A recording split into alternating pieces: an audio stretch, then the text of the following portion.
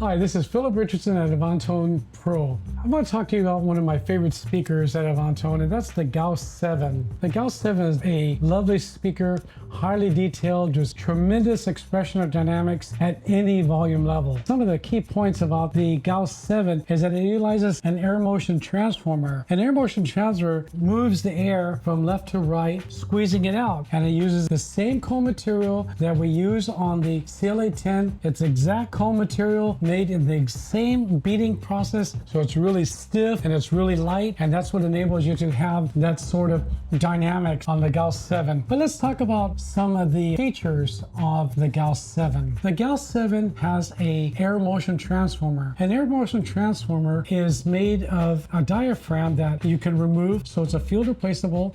You just slide it out and you remove it just like that. Now the diaphragm is made of a PET material, and so we're going to open this up and show you that what people have not seen, very few people have seen on an AMT before. So we open this up and you can see that the material is made of a PET, and the voice coil is the actual lines on the back of the PET. So the diaphragm is made of a PET and it has a layer of aluminum, and the coil is actually etched out. It's laser etched to get me the 4 ohms that we need on the call out of the driver. And because it's Lenz's law is the repelling of magnetic field to aluminum. That's what causes the diaphragm to move. How does the diaphragm move?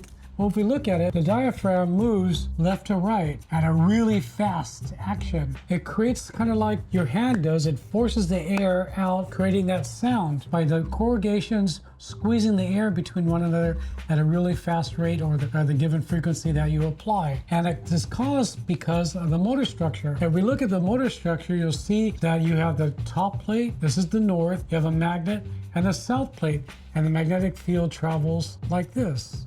So it travels like this, okay? And the field is forcing the diaphragm to travel left and right, thus squeezing the air. Now, we designed the Gauss to have a slotted motor structure because we wanted to really force the magnetic field to focus on the center of the diaphragm instead of the outside. The Gauss 7 comes in its own enclosure. When you remove this, you'll notice that it has its own wall, its own cabinet inside, because we really wanted to maximize the air in the cabinet, the VAS, the volume of air displacement, because unlike the CLA-10, although we're using the same cone, we're using a styrene butyl surround, and that's giving you a very linear excursion. We have linear excursion travel of this unit from +6, -6. So you have 12 millimeters linear excursion.